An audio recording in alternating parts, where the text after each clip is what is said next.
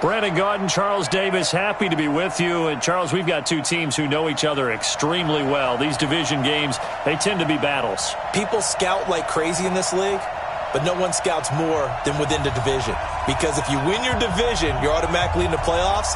That puts extra emphasis on these games, and they can't wait to get at each other.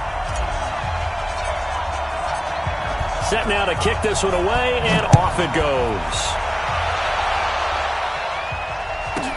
This will be taken short, and he'll take it back to about the 9.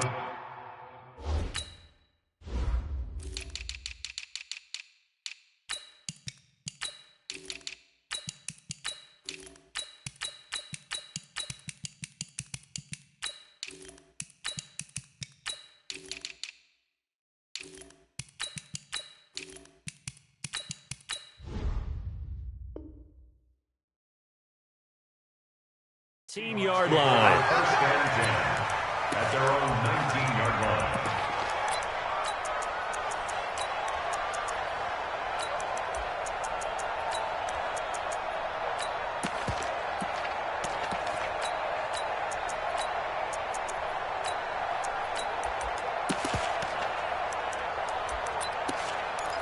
We're ready. It's the outlaw. You're not ready. You're not ready. On the ground, this is Saquon Barkley. And this defense feeling the encouragement. They stop him at the line of scrimmage on the first play of the afternoon. No gain on the play. It'll be second down. Second and 10 at the 19-yard line. So after the run for no gain, here's second and 10. Set the tone, defense. Set the tone, defense. Now Cunningham. Oh, he's got a man wide open, complete. And he's going to get this one across the 30-yard line. It's a gain of 12, first down Seahawks. They're going to run the jet sweep with Rice. And that one covered beautifully. Their defenders stayed home, and they'll stop him behind the line. That's going to wind up a loss of a full 3 yards on first down.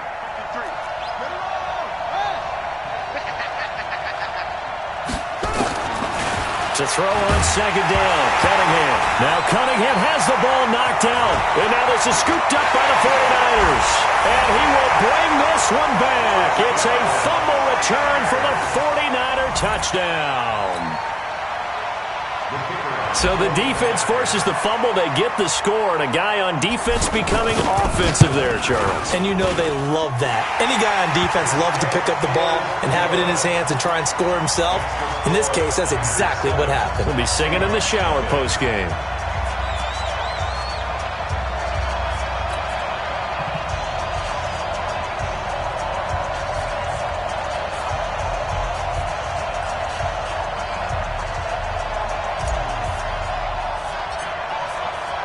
So here's the kickoff now as he'll get it again following that fumble return for a score. This will be taken very short. And he will be marked down right there at the 20-yard line. At their own 20-yard line.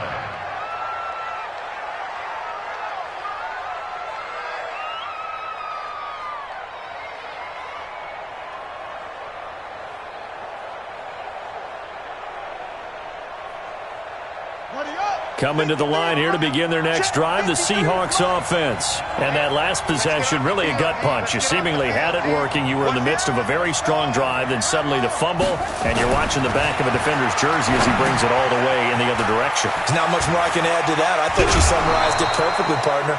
You just got to regroup and start putting another drive together. That's all you can do. That one good for 14 and a Seahawk first. Ball up to the 35 now as they come up on 1st and 10. Cunningham looking to throw.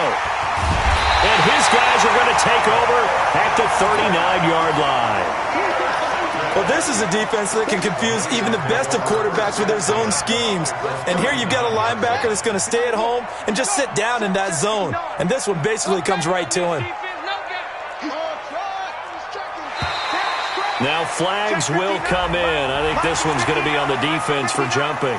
So 5 yards there as one of the big guys up front moved. And in a 4-3 front, you've got the two defensive tackles. right near the football. I know there's a lot of movement around there, but they're always taught to have one eye on the football. Apparently, that didn't happen. Now a handoff here to his running back. And inside the 20 before he's brought down. 15 for the Niners there and a first down. Tremendous blocking by the interior of the offensive line. They didn't just gash him there. They blasted a gaping hole for him to gallop through. I think if he comes back to the huddle, he better be giving them a whole lot of credit and thanking them for that much space to rumble. On first down, Jackson. And he'll take this down for about 4 yards down to the 15. Some of the most unselfish players on any football team, defensive tackles, because we ask them to just eat up blocks and allow other people to make tackles. But when he can make a play himself, as we just saw there, that's a big day. On second down, Peyton. And he's brought down. A nice pickup of 14, and it moves the stick, sets up a first and goal. 2 carries for him now on the opening drive, both for good yardage. And based on film study, they thought that there was a chance to spring him more than once for some pretty good yardage in this game. They'll try and run for it on first and goal. And he will fight his way into the end zone for a touchdown. Walter Payton taking it in. And the Niners are able to stretch their lead. Early on, they have all facets of the game working in tandem. Yeah, you get the defensive touchdown early to give you the first score, and then your offense piggybacks on top of that and gets their own. And any coach we've ever talked to, we've had that conversation with them prior to the game, they always say, if we can score on defense or special teams, that gives us like a 95% chance of winning the game. I don't know if that number's correct, but it certainly does tend to play out that way, doesn't it? It does. This will be taken short. The Seahawks take over first and 10 at their own 18-yard line. Coming to the line here to begin their next drive, the Seahawks offense. Already down 2 touchdowns here in the first half. This becomes a pretty important drive, doesn't it? It certainly does, and a lot of teams script. I don't know what was going on there, but the end result, this is going to be a safety.